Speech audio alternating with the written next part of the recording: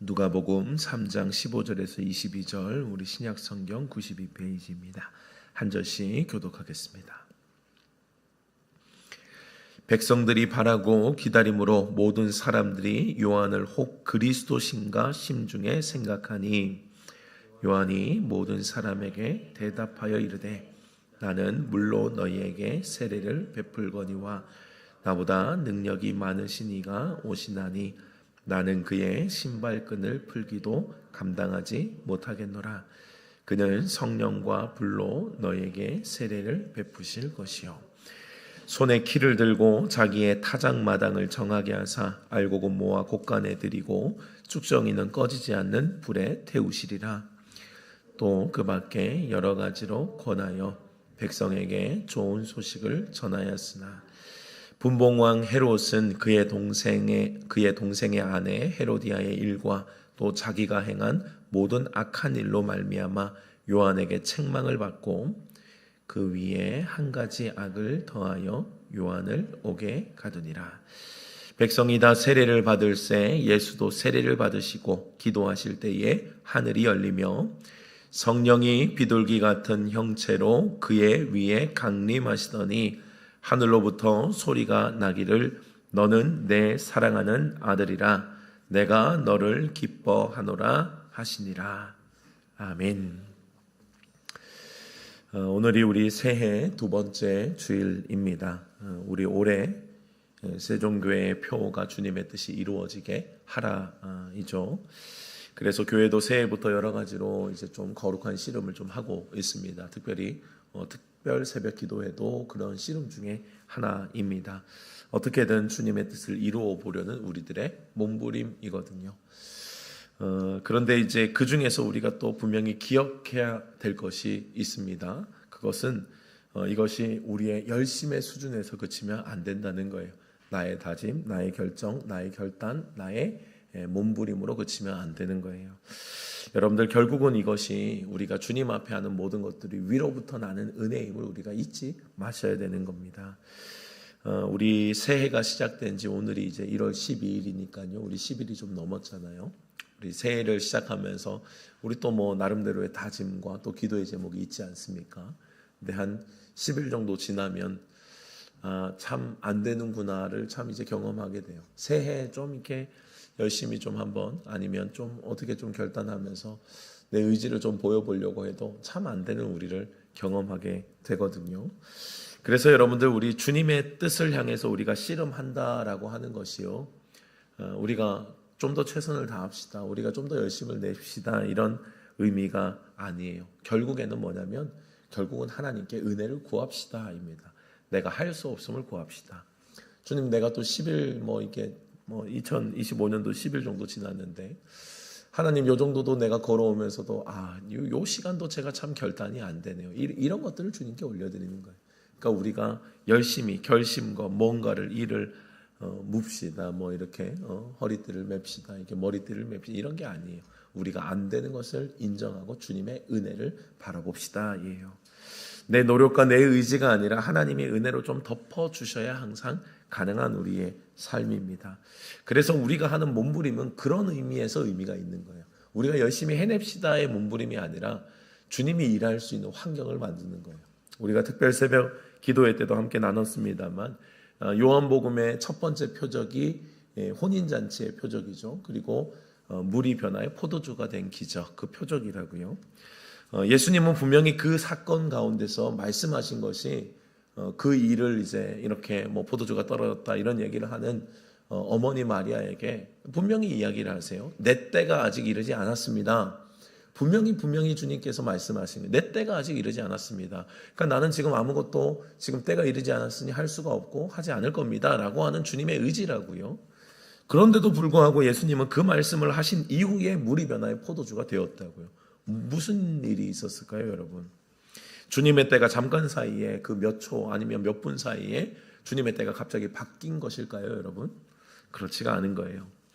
본문을 보면 예수님께서 그렇게 일하실 수밖에 없는 이유가 있었습니다. 마리아가요, 예수님의 이러한 말을 듣습니다. 내 때가 아직 이르지 않았습니다. 저는 지금 그럴 생각이 없습니다. 이거 주님의 강력한 의지였거든요. 그런데 마리아가 그 말씀을 듣고도요, 하인들에게 어떻게 전하냐면 너희에게 무슨 말을 하든지 그대로 하라고 하는 거예요. 너희에게 무슨 말을 하든지 그대로 하라. 예수님이 무슨 말을 하시던 간에 하인들이 지금 액션이 준비되어 있는 거예요. 어떤 일이든지 움직일 준비가 되어 있는 거예요. 여러분들, 이것이 주님이 움직이셨던 이유입니다. 주님이 때가 아닌데도 불구하고 하나님의 역사를 일으키셨던 배경에는 바로 이런 주님이 일할 수 있는 환경을 만들어 놓은 그 은혜가 있었기 때문이에요. 그때부터 주님께서 일하기 시작한다고요. 예수님이 주도권을 가지기 시작하셨을 때, 예수님이 일하실 환경이 되었을 그때에 주님은 움직이기 시작한다라고 하는 거예요. 그때가 어떤 때입니까? 주님이 일하실 때가 이루어지는 거예요. 그러니 주님이 일하실 때가 아니었는데 주님이 일하실 때를 만들어버린 사건이에요. 주님이 일하실 때가 아니라고 얘기하잖아요. 그런데 환경을 만들어버린 거예요. 너희가 무슨 말을 하든지 그대로 해라. 그대로 순종해라. 그대로 따라가라. 어떤 이야기를 하든지 따라가라. 그것이 주님의 때를 만들어버린 사건이에요. 여러분들, 이것이 우리가 할 몫이라고 하는 거예요. 이것이 우리가 할 몫. 주님이 일할 수 있는 환경을 만드는 거예요. 우리가 열심히 해서 그런 것을 이제 해냅시다가 아니라 주님이 일할 수 있는 환경을 만드는 것까지, 그것이 우리가 해야 될 일이다라고 하는 거예요. 열심을 냅시다, 힘을 냅시다가 아니라 하나님이 일할 수 있는 환경을 만들어 봅시다 예요. 그렇게 할 때 주님이 마음껏 우리 안에서, 우리의 삶에서, 가정에서 주님이 우리가 열어놓은 그 환경 때문에 주님께서는 때가 아님에도 불구하고 주님이 일하시기 시작하신다고요. 내 환경을 열어드리고 주님께 주도권을 드립시다. 이것이 여러분들 올해의 분명한 목표임을 여러분들 기억하시기 바랍니다. 열심히 하십다가 아니에요. 그만큼 내가 죽읍시다예요. 우리가 더 특별히 올해 주님의 뜻이 이루어지기 위해서 우리가 하고자 하는 운동, 내가 죽는 운동, 내가 죽는 것, 그래야 주님이 내가 죽는 만큼 움직이시거든요. 내가 죽는 만큼. 올해의 분명한 목표입니다. 여러분들에게 모두 이러한 은혜가 있기를 주님의 이름으로 축원합니다. 열심히 하십시다 보다도 주님이 일할 수 있는 환경을 한번 만들어내 봅시다. 그리하여 주님의 뜻을, 우리 주님의 역사를 한번 경험해 봅시다. 그런 은혜가 우리 세종의 모든 가족에게 있기를 주님의 이름으로 축복합니다. 오늘은 특별히 우리 주연절 후 첫 번째 주일이자 주님의 수세 주일이라고 하거든요.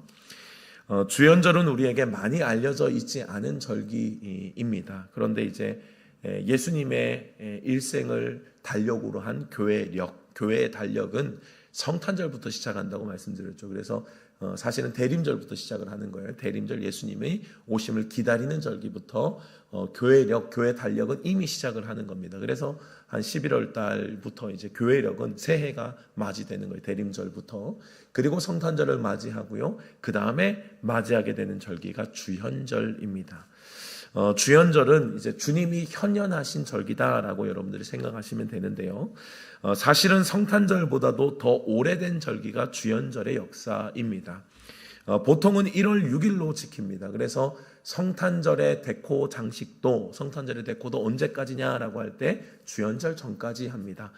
우리 대림절 기간부터 성탄절이 지나고 주현절까지, 주현절 전까지 보통 이제 성탄절 데코를 장식을 하고 그 다음에 이제 좀 정리를 하는 것이 절기성으로 맞습니다. 1월 6일로 우리가 지키는데 이 절기는 어떤 절기냐면요, 예수님 안에서 하나님이 언제 드러나셨느냐라고 하는 논쟁 중에서 발전한 절기를 우리 주연절이라고 보거든요.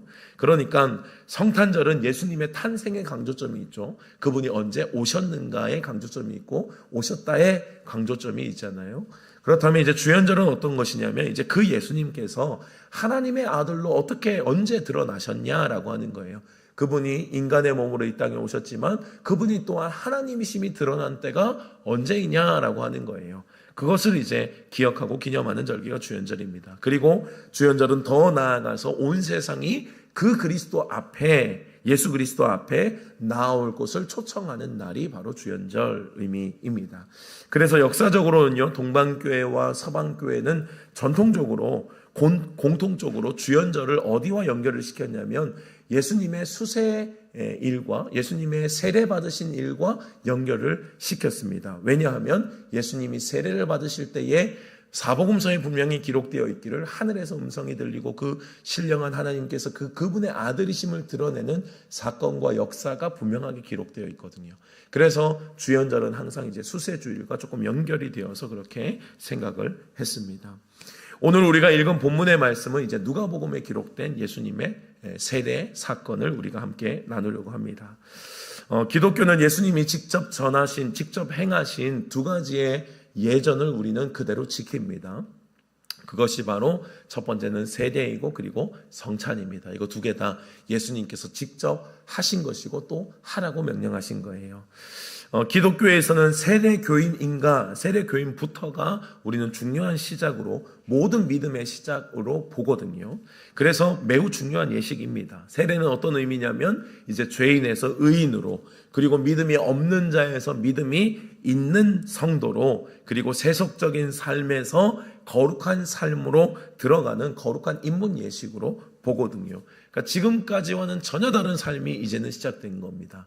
지금까지는 전혀 다른 삶, 이제 새로운 삶을 시작하는 거예요. 거룩한 첫 걸음이기 때문에 의미 있고 중요한 예식입니다. 여러분들, 우리가 결혼식을 하는 이유도 그렇죠. 그냥 우리 서로가 마음이 맞으면 그냥 혼인신고해서 그냥 살면 되잖아요. 그런데 왜 결혼식을 할까요? 그것을 사람 앞에 공표하는 공식적인 그런 예식이잖아요. 그죠? 그래서 세례라는 경우는, 세례도 마찬가지 내가 주님을 따라갑니다 라고 하는 게 내 마음의 결정이 되었더라도 그것이 하나님과 사람 앞에서 공식적인 나의 결단이 보여지는 때가 바로 세례 사건입니다. 이제 하나님을 알아가며 그분이 살아계심을 인정하고 나는 그분의 자녀가 되었습니다. 그리고 되겠습니다라고 하는 결단이고, 이제 정식적으로 주님 앞에 신앙생활을 하겠습니다라고 하는 하나님과 사람 앞에 거룩한 결단, 그것이 바로 세례입니다. 그래서 개인적으로도 나의 믿음 생활에서도 세례는 한 번이에요. 세례는 다시 세례가 없습니다. 기독교에서는 세례는 한 번이에요. 우리가 그 전에 받았던 세례가 조금 아쉽다고 해서 다시 받을 수 없어요. 그 세례가 여전히 유효한 겁니다. 그래서 세례는 재세례가 없어요. 한 번 딱 받는 사건입니다. 그래서 우리가 만약에 유아 세례를 받았다라고 한다면, 유아 세례를 받은 사람들은 이제 나이가 되면 어떻게 돼요? 나의 믿음을 고백하는 입교의 절차를 거쳐서 세례를 다시 받진 않아요. 세례는 한 번인 거예요. 부모님의 믿음으로 세례를 받았지만, 그러나 이것은 이제 그때의 세례가 나의 믿음의 고백이 맞습니다라고 하는 절차가 입교거든요. 그래서 이제 세례는 한 번만 받는 거예요. 유아 세례를 받든지 아니면 이제 장성하에서 나의 믿음의 고백으로 세례를 받든지, 그 세례는 한 번인 겁니다. 그리고 교회에서도 이러한 결단을 환영하며 진심으로 축하하는 예식이에요. 나의 분명한 고백이자 각오, 결단인 겁니다. 그래서 세례를 다른 말로요, 거룩한 장례식이라고 합니다. 나의 옛사람을 장례하는 거예요. 나의 옛사람을 죽이는 거예요. 그리고 새로운 내가 주님 앞에 살아갑니다라고 하는 결단이 그 예식 안에 들어가 있기 때문이에요. 그래서 우리 한국교회의 이야기들, 믿음의 이야기들을 들어보면 그런 분이 계셨습니다. 목사님 중에도 내가 죽었다고 하는 부고장을 돌린 분이 계세요. 세례와 연관되진 않았는데 내가 이제 옛사람이 죽었다라고 하는 것을 부고장을 돌리고 나는 이제 새롭게 살아갑니다라고 하신 분도 계셨어요. 그만큼 믿음의 시작, 내가 옛사람이 죽습니다, 새로운 내가 시작됩니다라고 하는 것은 우리의 믿음의 걸음에서 중요했고, 그것이 이제 우리 공식적으로는 세례라고 하는 절차 가운데 그런 의미가 있다라고 하는 겁니다. 이제 내 마음대로 내 욕망을 충족시키기 위해 살아왔던 나의 삶에 죽음을 선언하는 거예요. 나의 옛사람은 이제 없습니다. 죽었습니다. 지금 우리의 장로교는요, 이제 좀 이렇게 의미만을 담은 약식 세례를 베풉니다. 의미만을 담았기 때문에 그것이 약식이라도 하기는 좀 그러한데, 어쨌든 우리의 전통적으로 우리 장로교도 여기 와서 이제 침례를 하기가 우리 옛날 우리 전통의 복장, 한복이나 이런 복장에서는 좀 합당하지 않았기 때문에 우리가 좀 이제 물로 이렇게 세례를 주는 행위로 그렇게 우리에게 이어져 옵니다.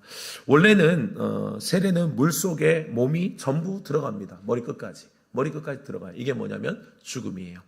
그렇다고 해서 우리 장로교가 침례를 못하는 건 아닙니다. 우리도 침례를 같이 허용하고 있습니다.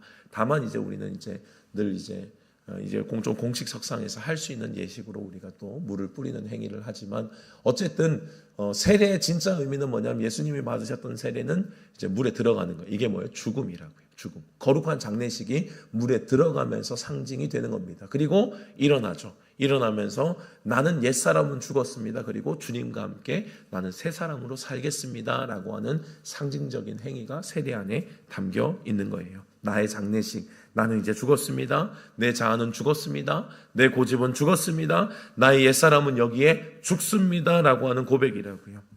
그러니 여러분들이 이 신앙생활의 첫걸음은요, 어떻게 시작해요? 내가 죽으면서 시작하는 거예요. 신앙생활의 첫걸음이에요, 사실. 내가 죽으면서 시작하는 거. 근데 여러분들 사실 이게 내가 죽으면서 시작하는 것이 우리 평생의 숙제거든요. 평생의 숙제. 우리 신앙생활에 평생의 숙제가 있다면 내가 좀 죽는 거예요. 내가 좀 죽는 거. 그런데 그렇게 참 내가 죽지를 못해요. 그래서 우리 참 평생의 숙제이거든요. 근데 신앙생활은 사실 처음부터 죽음을 가르친다. 죽음을 가리킨다. 너는 죽어야 한다. 그리고 너는 죽고 그리스도로 살아야 한다는 것을 우리는 세례부터 강력하게 가르치고 있다. 그래서 여러분들 우리 신앙생활은 끊임없이 죽는 훈련을 해야 되는 거예요. 죽어야 하고 그리고 내 안에 내가 죽어야 주님이 역사함을 우리가 끊임없이 우리 경건의 훈련으로 또 믿음 생활로 우리가 걸어가야 되는 거예요. 그래서 여러분들 우리가 신앙생활은 진짜 세례만 제대로 받아도요 신앙생활 잘해요. 왜냐하면 죽는 거기 때문에 그래요. 그래서 제자 훈련을 5개, 6개 했다 보다도 훨씬 더 강력한 것은 세례가 진짜 제대로 임하면, 세례의 의미와 세례의 상징과 세례의 그 죽음이 나에게서 진짜 임하면 제자 훈련 5개 받은 분보다 훨씬 더 잘할 거예요. 신앙생활을. 왜요? 내가 죽어야 주님이 일하기 시작하니까. 제자 훈련 5개 받는다고 해서 막 지식이 내 안에 가득하다고 신앙생활 잘하는 게 아니에요, 여러분. 먼저는 내가 죽는 게 돼야 돼. 내가 죽는 게 돼야 그 다음에 신앙의 전진이 가능하다고요.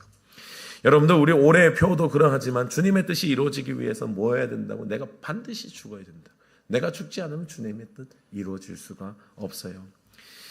내가 철저히 죽을 수 있다면 어떠한 많은 교육보다도 그 사람은 신앙생활을 정말 잘할 수밖에 없다고요. 여러분들 그렇다고 해서 세례를 받기 전에 또 너무 망설여져서는 안 돼요. 내가 또 나는 아직 안 죽었는데 내가 세례를 받아도 되는가? 그래서 여러분들 세례는 어떤 의미냐면 내가 죽겠다는 결단이에요. 나는 이제 죽어야 됨을 인정합니다 정도로 보시면 돼요. 나는 이제 죽어야 됨을 인정하고 나는 죽기를 원합니다 정도의 이제 고백이 세례 안에 담겨 있는 거예요. 그러니까 이게 신앙생활에도 평생의 숙제예요. 내가 죽는 거. 내가 죽는 것이 평생의 숙제니까 그렇다고 세례를 못 받고 망설이고 있으면 안 되는 겁니다. 세례는 받으셔야 돼요. 세례를 받고 직분을 받고 살아가는 우리들도 잘 안 되는 것이 먼저 마음의 결단이에요. 주님, 나는 죽기를 동의합니다. 난 죽기를 인정합니다. 주님, 제가 왜 죽어야 되는데요? 저는 그렇게 생각하지 않습니다. 적어도 이 태도는 아닌 거예요. 주님, 저는 그렇게 생각 아닙니다. 아니면 주님, 저는 아직은 못 죽습니다. 이 태도는 아니라고. 이러면 세례 받을 수 없는 거예요.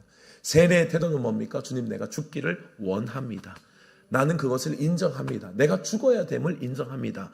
적어도 이 정도의 내 믿음의 고백은 있어야 세례를 받을 수 있는 것이고, 그것이 죽을 때에, 내가 세례를 받을 때 어때요? 주님께서 그렇게 죽을 수 있도록 힘을 주시는 거예요. 나에게 더욱더 죽을 수 있는 힘도 주시고 성령으로 나의 마음을 또 인도해 가시기 시작하는 것입니다. 그래서 여러분들 이 자리에 혹시나 세례를 받지 않으신 분들이 계신다면 이 죽음의 세례를 여러분들 사모할 수 있기를 바랍니다. 그리고 또 세례를 대다수가 받으셨잖아요. 여러분들 세례를 기억하셔야 돼요. 세례는 내가 죽는 거예요. 내가 이미 죽겠다고 선언하면서 나는 신앙생활을 시작했다고요. 나는 그렇게 생각하지 않습니다라고 팔짱 끼고 계시면 안 돼요. 죽어야 되는 이 세례의 의미와 상징이 나의 삶에도 분명히 이루어져야 되는 것입니다. 내가 죽어야 주님이 살아요. 주님이 주도하시면 어떤 역사 일어납니까? 물이 변하여 포도주가 되는 기적이 일어나요.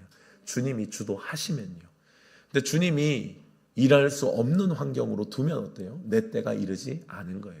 주님의 때가 이르지 않았으면 주님의 역사가 일어나지 않아요. 그러나 주님의 때를 때로는 나의 순종과 결단과 나의 죽음이 주님의 때를 만들어버린다. 주님의 역사가 그래서 나의 삶의 은혜로 펼쳐지게 되는 겁니다. 그렇게 주님이 역사하시게 되면 반드시 내 삶에 생명과 평안이 흘러가게 될 것입니다. 여러분들의 모든 삶이 이런 축복의 인생이 될 수 있기를 주님의 이름으로 축원합니다. 예수님께서 이 땅에 오셨을 때 예수님보다 앞서 사역을 감당한 사람이 있었죠. 세례 요한입니다. 구약의 마지막 선지자가 말라기이거든요. 구약의 마지막 선지자 말라기 이후로 구약 성경은 400년 동안 침묵합니다. 400년 동안 아무런 주님의 음성이 들리지 않아요. 선지자도 보내지 않고 주님께서 뭔가 역사하시는 것이 전혀 없는 겁니다. 그 기간이 한 400년 기간으로 우리는 봅니다. 그런데 그 침묵을 깨고요, 이제 신약 성경이 시작되면서 뭐 그때 시대에는 뭐 신약과 구약이 없었으니까 그 시대에 살아가는 사람들은 그냥 뭐 살아가는 겁니다. 그런데 그 400년의 침묵을 깨고요, 갑자기 하나님의 음성, 거룩한 음성, 무언가 선지자의 외침이 들리기 시작하는 그 사람이 바로 세례 요한이었다고요. 세례 요한은 예수님보다 먼저 6개월 앞서 와서 주님의 앞길을 예비했던 사람이 세례 요한입니다. 그래서 사람들은 갑자기 혜성같이 등장한, 오랜만에 등장한 그 사람을 주목하기 시작했다고요. 저 사람이 어떤 사람인가? 어떤 사람인가? 그래서 혹은 뭐 사람들이 선지자냐, 뭐 엘리야냐 이렇게 물어보기도 하고, 어떤 사람은 더 나아가서 저 사람이 혹시 구약에서 예언한 그리스도가 아닌가라고도 이야기를 했다고요. 혹시 저 사람이 구약에 예언된 우리를 구원할 그 메시아인가? 라는 생각까지도 했다고요. 오늘 본문의 말씀을 봐도요, 사람들이 심중에서 바라고 기다렸던 그 메시아가 세례 요한인가? 라고 하고 봤다라고 이제 기록이 되어 있잖아요. 15절의 말씀을 보면 백성들이 바라고 기다림으로 모든 사람들이 요한을 혹 그리스도인가 하고 심중에 생각하니, 그러니까 이제 그 세례 요한을 보면서 이 사람이 구약에 예언된 그 메시아가 맞는가라고 하고 지금 막 이제 주목하여 보고 있는 상황인 겁니다. 그런데 요한은 자신의 사명과 역할을 분명히 알아요. 아닌 것을 안다고요. 자신이 뭐 메시아가 아닌 거 자신이 너무도 잘 안다고요. 그리고 자신의 역할은 뭡니까? 주님의 앞길을 예비하는 자인 거예요. 400년의 침묵을 깨고 그렇게 외치고 있는 이유, 그들에게 회개의 세례를 전파한 이유는 주님의 앞길을 준비하는 작업이 당신의 세례요한의 사명이었기 때문이에요. 그래서 자신은 그리스도가 아니며 내 뒤에 오시는 그분, 성령과 불로 세례를 주신 분이 계신다라고 하는 것을 전파하는 겁니다. 이제 세례요한의 예언대로요, 사람들에게 그렇게 주목되었던 세례요한의 시대는 막을 내려요. 그리고 그 뒤에 오실 정말 세례 요한이 예언했던 성령과 불로 세례를 주시는 진짜 그 뒤에 메시아가 오시는 겁니다. 예수님의 시대가 시작이 돼요. 예수님이 공생애를 시작하실 때의 첫 번째 기록은요, 사복음서 동일합니다. 세례로 시작하는 거예요. 특별히 이제 공간복음, 마태, 마가, 누가복음에는 그것이 직접적으로 기록이 되어 있어요. 모든 공생애의 시작은 세례로부터 시작을 합니다. 그리고 이제 요한복음에는 조금 이제 간접적으로 그렇게 세례를 기록하고 있습니다. 예수님의 공생의 시작이 세례라고요. 그것도 인간 세례 요한에게 세례를 받으면서 시작을 하는 겁니다. 여러분들 우리가 알다시피 예수님은 하나님의 아들이시잖아요. 예수님은 하나님의 아들이시고 하나님이시라고요. 그런데 그런 예수님이 인간 세례 요한에게 세례를 받으신 사건이, 이게 우리가 도대체 왜 그렇게 하셔야 되냐라고 하는 의문이 든다고요. 아마 세례 요한도 그러했던 것 같습니다. 세례 요한도 예수님에 대해서 분명히 알잖아요. 그러니 세례 요한이 예수님이 막 자기를 향해서 세례를 받겠다고 다가오실 때 깜짝 놀라는 거예요. 그래서 마태복음의 기록을 보면 그것을 한사코 거절했던 그 세례 요한의 마음이 드러난다고요. 세례 요한이 예수님께 말하는 겁니다. 내가 당신에게 세례를 받아야 되는데 어떻게 당신이 나에게 오십니까? 이러지 마십시오라고 이야기를 하는 거예요. 그때 예수님께서 이렇게 이야기를 하십니다. 우리가 이와 같이 하여 모든 의를 이루는 것이 합당하다라고 말씀을 하세요. 이것을 공동번역에서는 이렇게 이 말씀을 번역합니다. 예수께서 요한에게 지금은 내가 하자는 대로 하여라. 우리가 이렇게 해야 하나님께서 원하시는 모든 일이 이루어진다라고 대답하셨다. 그제야 요한은 예수께서 하자시는 대로 하였다. 여러분들 이게 뭐예요? 세례 요한은 자신의 생각에는, 자신의 믿음의 상식에는 이 도저히 말이 안 되는 거예요. 그러니까 여러분들 우리가 신앙생활을 할 때도 이 세례 요한과 같은 도전이 있을 때가 있습니다. 내가 생각할 때 상식적으로 도저히 이해가 안 돼요. 내가 생각할 때 믿음의 상식에서도 이건 도저히 상상이 안 되는 이야기라고요. 근데 여러분들 주님의 뜻은 그것을 초월하는 거예요. 하나님의 뜻은 그것을 초월해야 돼요. 주님의 뜻이 분명하게 되면요, 몇 번 하나님의 뜻을 이제 그런 이제 믿음을 가진 자들에게 깼던 사건이 있죠. 그게 이제 베드로의 사건도 그렇거든요. 베드로도 이방인에게 간다라고 하는 것은 상상할 수 없는 이야기였어요. 왜냐하면 구원은 항상 유대인에게 있었거든요. 물론 이방인들이 이제 예수님의 복음을 알고 구원을 받고 그들이 이제 예수님을 향해서 걸어간다는 것을 듣기는 합니다. 그런데 그것이 공식화된 사건이 뭐냐면 이제 고넬료의 사건이에요. 고넬료의 사건, 이방인이거든요. 그런데 성령님께서 하나님께서 환상을 보여주시면서 내가 거룩하게 한 건 네가 속하다고 하지 말아라.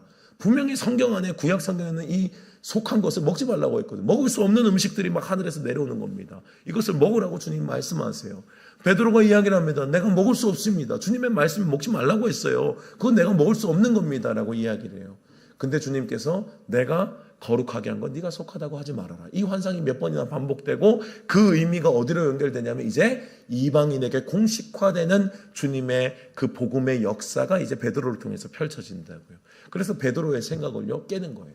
베드로가 가지고 있던 거룩함이었습니다. 나는 그렇게 할 수 없습니다. 하나님의 말씀이잖아요. 그런데 하나님의 거룩한 뜻은요, 여러분들 그것을 초월하는 거예요. 세례요한도 똑같습니다. 세례요한도 자신의 믿음의 상식에는 도저히 이해가 안 되는 거예요. 이게 어떻게 이럴 수가 있습니까? 예수님께서 나에게 오셔서 세례를 받다니 이게 뭔 말도 안 되는 이야기입니까? 그런데 주님이 말씀하시는 이래야 주님의 뜻이 이루어진다고. 그러면 그거 해야 되는 거예요. 여러분들 주님의 뜻이 이루어지는 것에 대한 의미를 우리가 분명히 잘 생각하셔야 합니다. 요한이 거절한 것은 자신의 생각에 말이 안 되지만 그러나 주님의 뜻 앞에는 반드시 굴복되어야 되는 겁니다. 하나님의 뜻 앞에 내 상식, 내 모든 생각, 내 판단, 내 모든 것들은 무릎을 꿇어야 되는 거예요. 그것이 주님의 뜻이 이루어지게 하는 것입니다. 그렇지 않는다면 어땠을까요? 세례요한이 끝까지 주님 그럴 수가 없습니다 라고 고집했으면요, 주님의 뜻이 이루어질 수가 없는 거예요. 그 뜻 앞에는 무릎을 꿇어야 되는 겁니다. 세례요한이 이 예수님의 말을 들을 때에 두렵고 떨림으로 예수님께 본인이 세례를 베푼다고. 이게 얼마나 두렵고 떨렸겠어요. 그분이 누군 줄 아는데. 근데 여러분들 이 하나님의 계획 가운데 예수님이 이 세례를 받으실 때에 주님의 역사, 공생애가 이제는 시작이 되는 겁니다.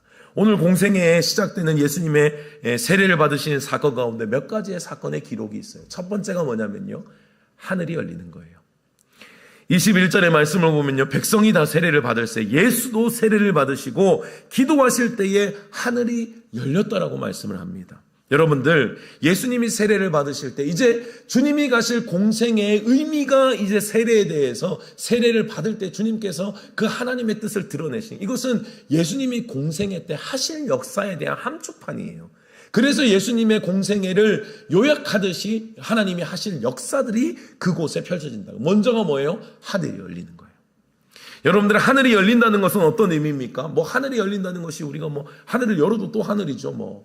그런데 하늘이 열린다는 것은 의미가 있다고. 이게 뭐냐면요, 하나님과 우리 사이에 막힘이 없다는 거예요. 걸림이 없다는 이야기입니다. 그래서 하늘이 열렸다라고 하는 것은 주님의 역사가 충만하다라고 하는 의미예요. 예수님이 걸어가신 공생애의 시작은요, 하늘 문이 열려지는 사건입니다. 우리와의 막혀 있었던 주님의 담이 사라지는 사건이에요. 우리가 주님과의 막혀 있었던 것이 어떤 것입니까? 죄의 담이에요. 우리가 주님과 소통이 안 된 이유가요, 아담 이후로 그 다음에 우리에게 죄의 문이 강력하게 우리를 막아버렸기 때문에 우리가 주님과 소통할 수 없고 주님도 우리와 소통할 수 없는 상태가 되어버린 거예요. 막혔다고요. 그런데 예수님의 공생의 출발이 뭘 의미한다고요? 하늘이 열리는 것을 의미하는 거예요. 주님의 공생의 출발, 주님께서 이 땅 가운데 하실 사역의 모든 주님의 결과는 뭐예요? 우리에게 하늘문이 열려지는 사건임을 여러분들 믿으시기 바랍니다. 예수님을 통해서 우리에게 하실 주님의 역사가 뭡니까? 영적인 단절이 다시금 회복되는 거예요. 우리에게 막혀있던 죄의 담이 무너지는 것입니다. 죄로 인해 막혀 있었던 우리의 모든 삶에 하늘문을 여시는 축복의 삶으로 우리를 인도하시겠다는 주님의 분명한 주님의 마음이 공생애를 시작하시면서 하늘문이 열리시면서 세례의 사건 가운데 우리에게 보여주시는 거예요. 여러분들, 우리의 모든 죄를 짊어지시고 십자가로 우리의 막힌 담을 허셨잖아요. 우리에게 막힌 죄의 담을 허무신 것이 주님의 공생애 사건의 결과였다고요. 그것을 주님은 이미 선언하고 계신 거예요. 주님이 공생애를 출발하실 때 하늘문이 열려진다고요. 하나님과 막힌 모든 것들을 다시 새롭게 하시는 것입니다. 예수님께서 하실 공생애 사역의 분명한 목표라는 거예요. 두 번째로, 예수님이 세례를 받으실 때 어떤 현상이 일어났습니까? 두 번째로, 성령이 예수님 위에 머무는 거예요. 22절의 말씀을 보십시오. 성령이 비둘기 같은 형체로 그의 위에 강림하신대요. 여러분들이 이것도 상징적입니다. 물론 예수님께서 이 땅을 사역하실 때 당연히 성령님과 함께 사역을 하셨습니다. 그러나 예수님의 생애, 공생의 의미를 담고 있는 주님의 선언이기도 하다고요. 성령은 여러분들 거룩한 영입니다. 부정한 죄인과 함께 할 수 없어요. 성령은 거룩한 영이라 거룩은 부정한 것과 죄와 함께 할 수 없다고요. 그래서 구약 성경의 특징이 있어요. 구약 성경에서 성령의 특징. 구약에도 영이 마찬가지 존재합니다. 구약에도 영적으로 그렇게 주님이 역사하셨던 사건들을 기록하고 있습니다. 근데 구약에 우리가 영을 볼 때에 우리는 어떻게 보냐면요, 임하시는 성령으로 보는 거예요. 예를 들어서 사사기에 보면 이제 삼손이 등장하잖아요. 사사기에 보면 삼손이 갑자기 주의 영이 내려, 이런 표현들이 있거든요. 갑자기 주의 영이 내려서 막 이제 동물 턱뼈를 가지고 막 이제 전쟁에서 블레셋과 싸워 이기고 뭐 이런 것들이 있다고요. 이런 것들이 기록되는 것은 어떤 거예요? 임하시는 성령. 갑자기 성령이 임하시는 거예요. 그래서 구약의 성령의 특징이 있다면, 구약의 영의 특징이 있다면 그때그때 필요하실 때마다 주님이 역사하시는 것이 임하시는 거예요. 그때그때마다 덮으신다고요.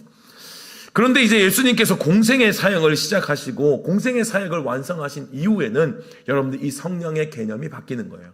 성령의 개념이 이제는 머물러 있는 사건으로 이제 보이는 거예요. 그의 위에 강림하시는 거예요. 그의 위에 머물러 있고 그의 위에 역사하셨던 예수님의 사역의 세례의 출발처럼요, 이제 예수님의 공생의 역사는 우리에게 임하실 주님의 거룩한 역사, 이제는 그때그때 임하는 성령이 아니라 이제는 내주하시는 성령이 되는 거예요. 우리와 늘 함께 하시는 성령이 되는 거예요. 왜요? 여러분들, 우리는 죄가 있으면요 성령과 함께 할 수 없는 거예요. 죄가 있는 자는요 성령과 함께 할 수 있어요. 주님의 거룩함과 죄는요 절대로 섞일 수가 없는 속성이라고요. 그런데 이것이 가능하게 한 역사가 뭡니까? 예수님께서 우리의 죄를 해결하시는 거예요. 우리의 죄를 해결하셔서 우리의 부정을 없애신 다음에 그 다음부터는 뭐가 함께 하실 수 있어요? 성령이 우리와 함께 하실 수 있는 거예요. 그래서 여러분들 실제적으로 우리 안에 예수님을 통해서 우리를 성령으로 충만하게 하고 성령의 역사로 우리를 사로잡아서 이끄시는 역사들, 그것이 성령행전, 사도행전의 역사잖아요. 제자들이 성령으로 충만하여 약속하신 그 성령을 보낼 때에, 주님께서 약속하신 성령이 임할 때에 그들이 성령으로 충만하여 그들의 모든 전 인생이 성령의 이끄심을 받아서 성령의 사역을 감당하기 시작했다고요. 예수님이 아니라면요 이런 성령의 역사가 시작될 수가 없는 거예요. 예수님께서 공생애를 걸어가셨기 때문에, 그 공생애를 주님의 은혜 가운데 완성하셨기 때문에 성령이 내주하시는 역사가 우리에게 있음을 여러분들 믿으시기 바랍니다. 그 후로 우리 모두는 성령의 시대를 살아갑니다. 그러나 여러분들, 성령의 시대를 살아간다고 해서 예수님을 빼면 안 돼요.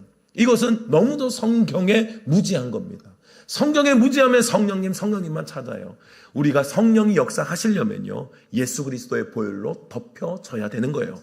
예수 그리스도의 보혈로 우리가 깨끗하게 돼야, 깨끗하게 된 우리에게 성령이 내주하시고 역사하실 수가 있는 거예요. 그러니 성령의 사람은 즉 무슨 사람입니까? 예수의 영으로 충만한 사람, 보혈의 사람이 당연히 된다고요. 그러니까 예수 그리스도의 보혈을 강조하는 사람은요 성령의 사람일 확률이 높아요. 성령의 사람은요 예수 그리스도의 보혈을 날마다 붙잡고 씨름하는 확률이 높다고요. 이렇게 두 개가 연결되어 있는 거예요. 성령과 예수 그리스도의 보혈은 연결되어 있는 거예요. 그래서 성령 충만하고 싶다고 성령님만 이야기하시면 안 돼요. 그러려면 더욱더 내게 예수 그리스도의 보혈로 나를 정결케 되는 은혜가 있어야 돼요. 예수 그리스도의 보혈로 정결케 되어야 성령이 충만하게 되고 성령이 내주하시게 되고 성령의 강력한 역사가 내 안에 드러나게 되는 것입니다. 예수 그리스도를 통하여 성령의 역사가 시작된다고요. 그래서 여러분들, 예수님과 성령의 사역은 연결되어서 예수님을 통하여 무슨 문을 여서요? 성령의 문을 여시는 거예요. 예수님이 공생애를 시작하시면서 그 이후로 우리 모두에게 열려진 것은 하늘 문이 열려지고 성령의 역사가 우리에게 열려지기 시작하는 것입니다. 또한 하늘로부터 음성이 들립니다. 하늘로부터 무슨 음성이 들려요? 22절의 말씀, 하늘로부터 소리가 나기를 너는 내 사랑하는 아들이라 내가 너를 기뻐하노라.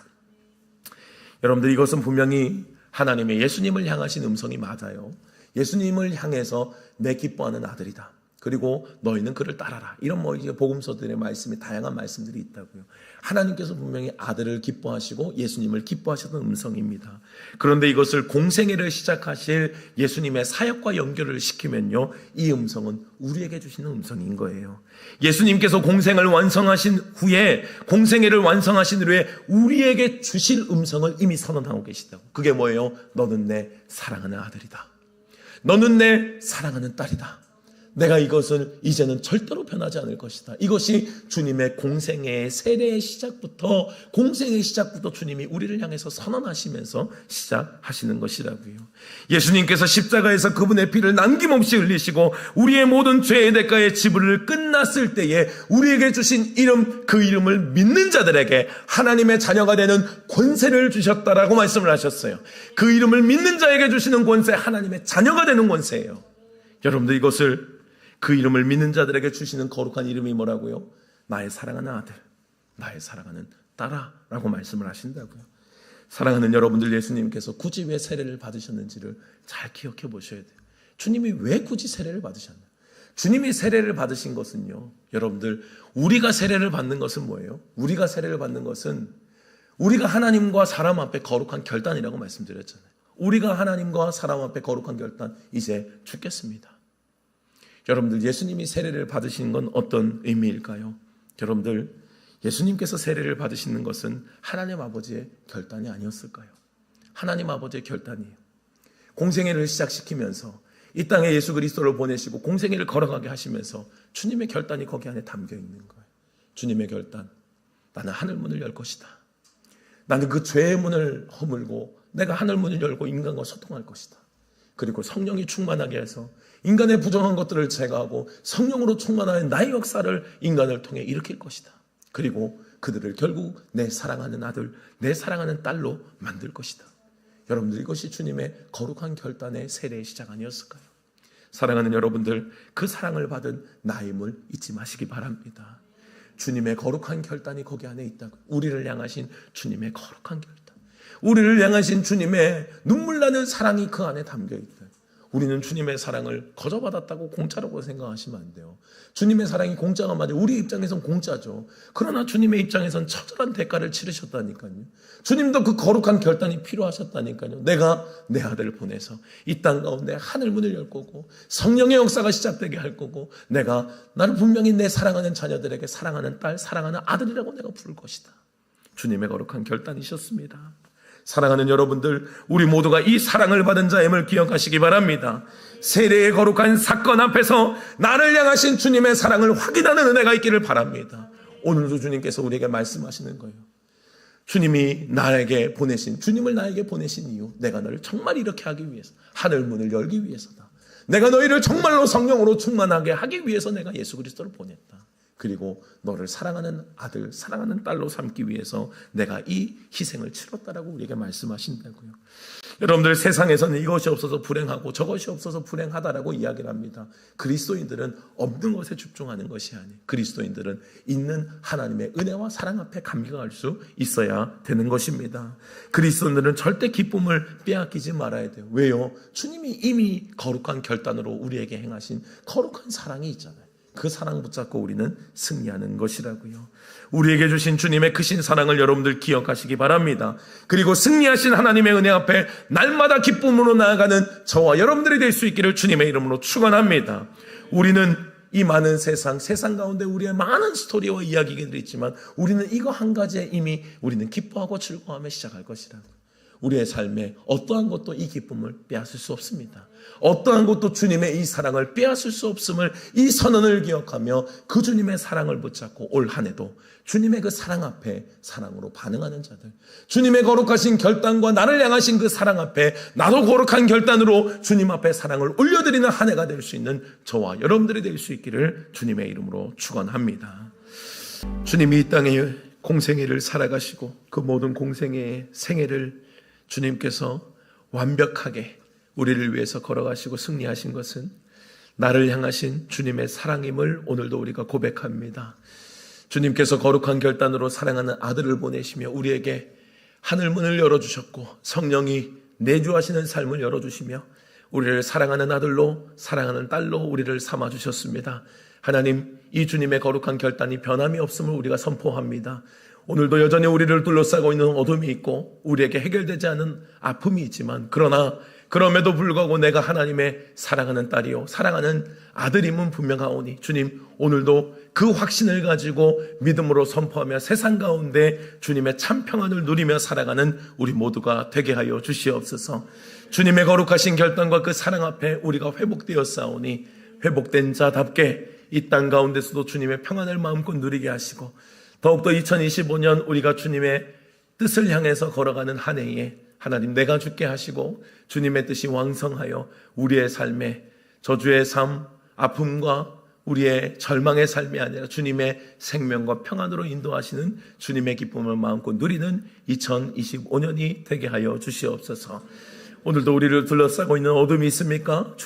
주님께서 이 땅에 오신 이유가 분명합니다. 내가 주님의 사랑하는 아들이요 딸임이 분명합니다. 그 믿음으로 오늘 선포하오니 모든 어둠들은 떠나가게 하여 주시옵소서. 우리를 둘러싸고 있는 모든 좌절과 절망과 어둠은 떠나가고 주님의 생명으로 충만하여 한 주간도 주님의 자녀로서 넉넉히 승리할 수 있도록 우리의 모든 삶을 다스려 주시옵소서. 지금은 우리 주 예수 그리스도의 은혜와 하나님의 크신 사랑하심과 성령의 교통하심이 오늘도 주님께서 공생애를 걸어가신 이유 나를 향하신 주님의 거룩한 결단이요 사랑임을 오늘도 고백하고 그 사랑 안에 오늘도 우리의 사랑을 고백하며 우리도 그렇게 걸어가기를 다짐하는 이 자리에 모인 모든 주의 사랑하는 성도님들 머리 위에 가정과 직장과 자녀들 위해 주님께서 피로 갚으시고 세우신 세종교회 위에 이제로부터 영원토록 함께 하시기를 간절히 축원하옵나이다. 아멘.